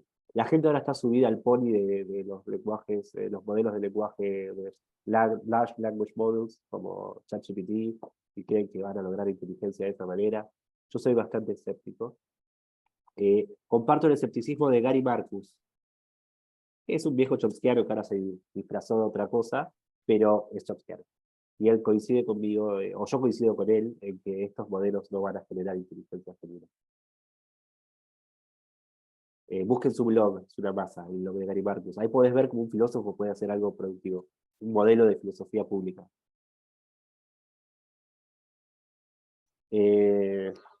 Bueno, vamos a bardear al funcionalismo y terminamos. Entonces, todo esto fue la previa, porque ahora el principal argumento en contra del materialismo eliminativo de Churchland viene del funcionalismo. En la página 54 dice: la segunda línea concerniente a la naturaleza abstracta de la psicología folk. La pretensión central del funcionalismo es que los principios de la psicología folk caracterizan nuestros estados internos de un modo tal que no hacen referencia a su naturaleza intrínseca o a su constitución física. Son caracterizados, en cambio, en términos de la red de relaciones causales que mantienen entre sí, con las circunstancias sensoriales y la conducta. Dada su especificación abstracta, esa economía interna puede en consecuencia ser realizada en una variedad nómicamente heterogénea de sistemas físicos. Todos ellos pueden diferir aún radicalmente en su constitución física, y sin embargo, en otro nivel, todos ellos compartirán la misma naturaleza. Dada la posibilidad efectiva de instanciaciones múltiples en sustratos físicos heterogéneos, no podemos eliminar la caracterización funcional en favor de una teoría que sea peculiar de alguno de estos sustratos. Entonces, Churchill está diciendo, miren, la ciencia del cerebro va a reemplazar a la psicología folk. Una respuesta funcionalista a este argumento es, en realidad los estados mentales pueden estar realizados en cerebros como los nuestros, pero pueden estar realizados en cerebros muy distintos a los nuestros, o en sustratos que no sean biológicos. Así que no la puedes eliminar solo estudiando el cerebro. Toda la previa que hicimos fue solo para entender ese argumento, ¿no? Y la respuesta, para mí me parece fascinante. Hace 20 años que la leo y me sigue pareciendo muy linda. Lo que hace es una comparación entre esta defensa de la psicología folk y la alquimia. La voy a leer, porque no tiene desperdicio. Dice, para comenzar, recordemos página 56. Para comenzar, recordemos la teoría de las alquimistas sobre la materia inanimada. Se trata, por supuesto, de una larga tradición y no de una única teoría, pero una glosa será suficiente para nuestro propósito. Los alquimistas concibieron lo inanimado como enteramente continuo con la materia animada, en el sentido de que las propiedades sensibles y conductuales de las diversas sustancias se deben a la animación, ensoulment, de la materia más baja por diversos espíritus o esencias. Estos aspectos no materiales, se sostenía, eran susceptibles de desarrollarse, tal como encontramos crecimiento y desarrollo en las almas de las plantas, los animales y los humanos. La habilidad peculiar del alquimista consistía en saber cómo sembrar, nutrir y hacer madurar los espíritus deseables materializados en las combinaciones apropiadas. Según una ortodoxia alquimista, los 4 espíritus fundamentales para la materia inanimada se denominaban mercurio, sulfuro, arsénico amarillo y sal amoníaco. Se sostenía que cada uno de estos espíritus era responsable de un síndrome vasto pero característico de las propiedades sensibles, combinatorias y causales. Por ejemplo, se sostenía que el espíritu mercurio era responsable de ciertos rasgos típicos de las sustancias metálicas, su brillantez, licuefactibilidad y otras. Se sostenía que el sulfuro era responsable de ciertos rasgos residuales típicos de los metales y de los rasgos exhibidos por la mena de la que se podía destilarse metal común. Cualquier sustancia metálica era principalmente una orquestación de estos 2 espíritus. La predicción y control que poseían los alquimistas se debía más a la sabiduría manipulativa adquirida como aprendiz de un maestro que a una comprensión genuina proporcionada por la teoría. La teoría más bien seguía la práctica, en lugar de dictarla. Sin duda, la vía más simple de solución, la que históricamente tuvo lugar, es el reemplazo de la alquimia por la química. Dice, la eliminación aparecería entonces como la única alternativa, a menos que algún astuto y decidido defensor de la visión alquimista tuviera talento para sugerir algo como la siguiente defensa. Y dice, ser animado por mercurio o por sulfuro, o por cualquiera de los otros 2 espíritus, es en realidad un estado funcional. Por ejemplo, el primero se define por la disposición a reflejar la luz, a licuarse con el calor, a unirse con otra materia en el mismo estado, etc. Y cada uno de estos 4 estados está relacionado con los otros, de modo tal que el síndrome de cada uno de ellos varía en función del otro estado, también instanciado en el mismo sustrato. Así, el nivel de descripción abarcado por el vocabulario alquímico es abstracto. Distintas sustancias materiales, adecuadamente animadas, pueden exhibir los rasgos de un metal o aún específicamente los del oro. Porque es el síndrome total de las propiedades causales, efectivamente dadas, lo que importa, y no los detalles corpusculares del sustrato. La alquimia, se concluye, abarca un nivel de organización de la realidad distinto de la organización que se da en el nivel de la química corpuscular e irreductible a ella. En fin, está diciendo, los alquimistas tenían como 4 principios para explicar las transformaciones de sustancias unas en otras. Eso fue reemplazado por la química, pero un funcionalista podría seguir defendiendo la alquimia diciendo que son estados abstractos que pueden estar realizados de diversa manera en diversos sustratos. Y Perdón, parece... pregunta. Sí, sí, por favor, pregunten. No, o sea, la crítica es, o sea, perdón, yo lo leí así con el argumento, que le sacás la propiedad, se la sustraes al objeto y decís que es un estado funcional, es decir, es una disposición que tiene el objeto, pero que no pertenece a la naturaleza del sustrato. Como diciendo, Claro. ya no es que la rojidad está en el objeto rojo, sino que, no hace caso, porque no es un buen ejemplo la propiedad del color rojo. Pero, No, digamos, pero por como, ejemplo, la chicos, propiedad de ser un metal. sí. O sea, salud mental es la capacidad que tiene un órgano, algo de reaccionar de distinta manera. O sea, es algo, depende de las condiciones, algo reacciona de determinada manera y esa propiedad la puedes sustraer del compuesto, Claro. de donde sucede. Exacto. ¿Qué es lo que hace el funcionalista con los estados mentales? Uno podría decir, tu estado mental de ver rojo se corresponde con la activación de tales y cuales neuronas. ¿Qué es lo que Churchill quisiera decir? Pero el funcionalista dice, no, en realidad es un estado abstracto que puede estar realizado de otra manera en otros sustratos neuronales, en otros cerebros o en otros sustratos no físicos. Es parecida a la movida, ¿no? Perdón. Sí. Sí. No, continúa, perdón. ¿Sí? ¿Seguimos? Bueno, quería hacer la pregunta, pensé que Dale. pensé que iba a decir justo algo. Parece que así lo entendí yo, que este hipotético defensor alquimista se tornase más o menos escéptico o relativista respecto de la existencia empírica, vamos a decir, de los espíritus. Y lo mantendría justamente al sacarlo del ámbito de la experiencia, ya no solamente de la experiencia perceptiva, sino de la indagación científica, también lo pone a salvo de cualquier experimento crucial, Sí, lo pone a salvo. sí, sí, me parece que es exactamente eso el argumento. Es como que permite una caja negra. Dice, lo que Sí, importa es el fenómeno. Y bueno, lo de atrás, bueno, es como claro, un modelo que sirve y que permite anticipar, pero corregir. para mí da en el punto, Churchill, porque el funcionalista es exactamente eso, es una psicología de cajas negras. Vos tenés la caja de creencias y que entra, o sea, se conecta con las percepciones y sale una conducta, pero no podés decir mucho más de tu caja de creencias. La expresión caja de creencias no es una metáfora, era parte de las teorías psicológicas en esa época. Y lo que capta muy bien el argumento es la naturaleza conservadora del funcionalismo. Ujú.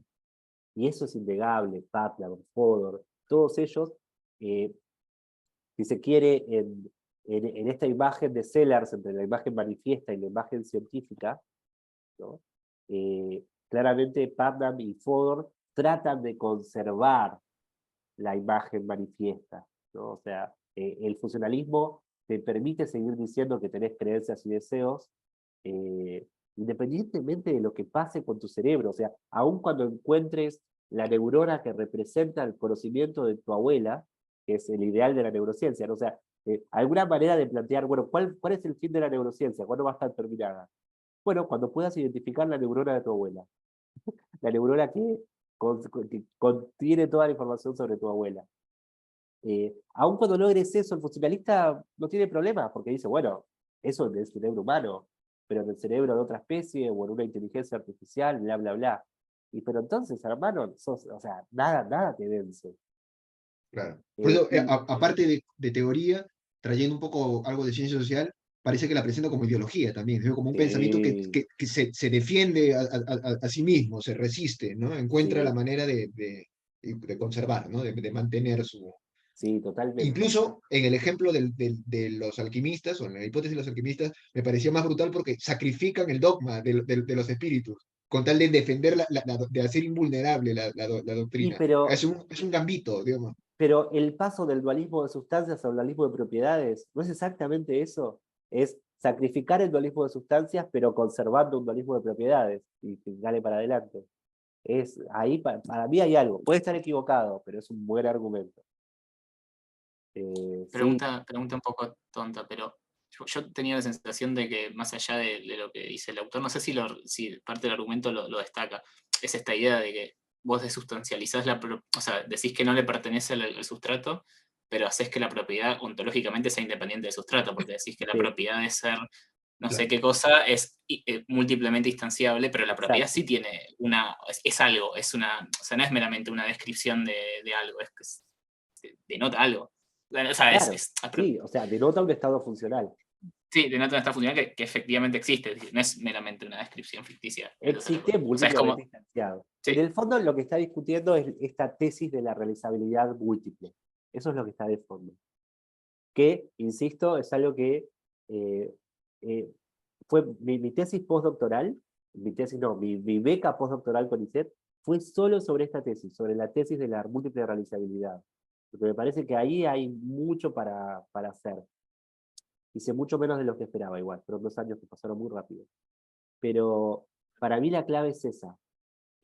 La tesis de la realizabilidad múltiple de lo mental, la idea de que un mismo estado mental puede estar realizado en nosotros, pero en un estado físico muy distinto en los pulpos, en un estado físico muy distinto en un robot, está detrás del funcionalismo. Y es un argumento puramente de sillón, es un argumento de sillón filosófico. Eh, y es increíble, o sea, cuando se la formuló por primera vez, inmediatamente todo el mundo compró el argumento, y a mí me parece un argumento malísimo. Justamente porque las propiedades múltiplemente realizables, o sea, se pueden formular como un dilema. Las propiedades múltiplemente realizables o bien tienen poderes causales o bien no los tienen. Si tienen poderes causales, son idénticos a los poderes de su realizador. Entonces, ¿para qué las necesitas? Y si no los tienen, ¿para qué las necesitas en lo absoluto? Que es en parte lo que vamos a discutir la semana que viene con Kim. Para Kim, el mito del materialismo no reduccionista es esta tesis de la realizabilidad múltiple. Eso es un mito. Por eso leemos Kim también. No sé si se ve el sesgo en práctico. Pero es eso, esa tesis es rarísima. Y si lo pensás bien, te la planteó como una tesis empírica cuando surge, con Patton, con Fodor, era una tesis sobre cómo funciona el mundo. ¿Y cómo funciona el mundo? ¿Es realmente así? Por ejemplo, los estados de memoria en nosotros y en los pulpos, ¿están realizados de manera diferente? Y si vas a la literatura científica, vas a ver que no, que de hecho, si bien los pulpos obviamente no tienen un hipocampo, y por lo tanto hay una diferencia en el sustrato, el tipo de red neuronal que instancia la memoria en pulpos es muy similar al tipo de arquitectura neuronal que encontramos en nuestro hipocampo. La naturaleza no ha encontrado tantas soluciones para construir una mente. Parece que usa siempre las mismas recetas. Por lo tanto, por más plausible que haya aparecido desde el sillón en 1960 la tesis de la relatividad múltiple, la verdad es que no está tan claro que sea verdadera la naturaleza. Pero es una investigación que necesito ayuda. Yo solo no puedo, hay mucha literatura para leer. Pero ahí me parece un temazo, un tema ingente. Pero, por ejemplo, si vos hipostaseás que hay cierto nivel orgánico en el donde ya sí se pueden realizar ciertos estados mentales. No es múltiple, no es realizable en cualquier sustrato, pero sí en algunos con cierto nivel de evolución del sustrato. Ahí no se sostendría algún tipo de múltiple realizabilidad. No, ¿cómo sería eso? No sé si, o sea... Como que, no sé, esto es puramente ficcional, ¿no? Sí, Pero por por favor. ejemplo, está el Homo sapiens y está otro homínido que por alguna razón evoluciona a un nivel similar a Sí, incluso físico, pero no es idéntico al ser humano y puede realizar los mismos estados mentales que el humano. claro, pero Como ahí... algo así como una realidad múltiple, pero sobre la base de la condición de posibilidad de cierto estado evolutivo. Claro, lo que pasa es que el argumento depende de similitudes y diferencias. Vos necesitas dos especies que sean muy similares en capacidades cognitivas y muy diferentes en la base fisiológica. Y lo que yo digo es mi proyecto postdoctoral, no sé si es cierto o no, pero les cuento. Lo que yo digo es que esas dos condiciones normalmente no se dan. Si hay muchas diferencias en la base neuronal, hay mucha diferencia cognitiva. Y si no hay diferencia cognitiva, tampoco suele haber tanta diferencia a nivel neuronal. O sea, es cierto que es imaginable un caso de similitud cognitiva y diferencia neuronal, pero no es tan frecuente en la naturaleza.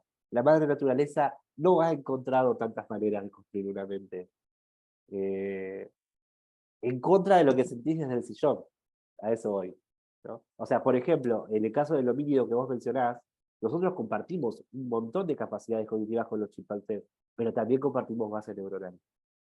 Y si vas al caso de los pulpos, con los cuales divergimos hace 400 millones de años, o sea, los pulpos están están absolutamente, o sea, antes de los peces empezamos a divergir con los pulpos, pero desarrollaron a su manera una inteligencia muy importante, sumamente alienígena comparada con la nuestra, y aún así, cuando vas a las bases neuronales, son similares.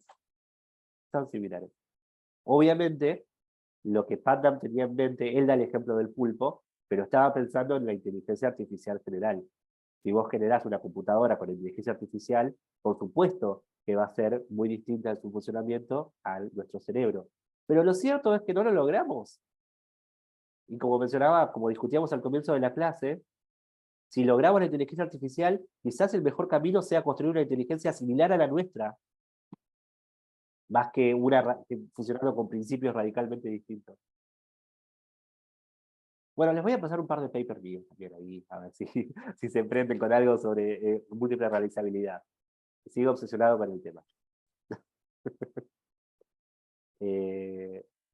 Bien, no tengo mucho más para decirles. Dejemos la última sección, porque la verdad no hay mucho mérito en la última sección de cómo podríamos vivir, o sea, cómo sería un mundo sin psicología folk. Él menciona un caso en el cual dice, tus dos hemisferios están conectados por el cuerpo calloso, que es como una especie de autopista de axones que conectan neuronas de un hemisferio y el otro. Y es cierto que cuando te quitan el cuerpo calloso, en cierto sentido puede seguir funcionando, la gente sigue funcionando, solo que hay problemas de comunicación entre un hemisferio y el otro. Pero las personas que nacen sin cuerpo calloso no tienen esos problemas de comunicación. Lo cual sugiere que, en el fondo, nosotros tenemos dos cerebros en uno. Y lo que él dice es, ¿qué pasa si pudiéramos construir un cuerpo calloso artificial y conectar tu cerebro directamente al cerebro de otro? En ese caso podríamos comunicarnos directamente y aprender muchísimo sobre el otro y sobre su conducta sin necesidad de actitudes preposicionales, de creencias y deseos, sino hablando directamente el lenguaje de las neuronas. Pero es un delirio. En realidad no es un delirio tan delirante. Hay un paper, a ver si se lo... que se llama, creo que... lo tengo en una presentación, ahora se los comento informalmente. Unos neurocientíficos hace un par de años lo que hicieron fue conectar... hay un juego que se llama 20 preguntas, donde hay dos personas y una tiene que hacer tiene 20 preguntas para hacerle al otro para saber en qué está pensando. Por ejemplo, ¿es animado o inanimado? Es animado. ¿Es vegetal o es animal? Es animal. ¿Tiene 4 patas o tiene 2? Tiene 4. ¿Ladra? Sí, es un perro. Listo, gané. ¿Se entiende el juego? Sí. Bueno, lo que hicieron fue, tenían a unas personas, se llama interfaz cerebro-computadora. Conectaron el cerebro de una persona a una computadora mientras pensaba en un objeto y le pasaron esa información directamente a otra persona conectada a la misma computadora. Y lo que encontraron fue que pueden resolver el juego de 20 preguntas de una manera mucho más eficiente y con mucho menos preguntas que un grupo control. No tenemos idea por qué, porque no sabemos. O sea, el gran misterio de la neurociencia es este. No sabemos cuál es el lenguaje, o sea, sabemos cuál es el lenguaje que una persona le habla a la otra, pero no el lenguaje que una neurona le habla a la otra. Eso todavía no lo hemos descifrado. Pero puedes hacer este tipo de bypass directo de cerebro a cerebro a través de una computadora y parece que nos entendemos mejor. Lo cual sugiere que esta fantasía no es del todo delirante, ¿no? Pero insisto que es la sección más débil de todo el artículo. Bueno, eso es todo. Yo dije, voy a aguantar una hora, no doy más de la fiebre, mirá, 2 horitas de metí. Lo que es la filosofía, ¿eh? Es un temazo. Bueno, si les parece, dejamos acá. Esta grabación la voy a subir a mi página de YouTube con un link privado y después se lo comparto por el campus. ¿Sí? ¿Alguna duda? Genial. No sabía que no sabía que yo era un alquimista retrógrado, pero me acabo de enterar. Según Chacha, que es una posición extrema, lo dije al comienzo de la clase. Es una... Claro. Bueno. Me gustaría leer este último El paper de las trabajo 20 preguntas, lo subo a la carpeta de compartido. Hicimos eso. Muchas gracias. Bueno, hasta la próxima entonces, nos vemos presencialmente el viernes que viene. Saludos. Adiós. Chao, buen fin de semana. Gracias. Chao, chao. Hasta luego.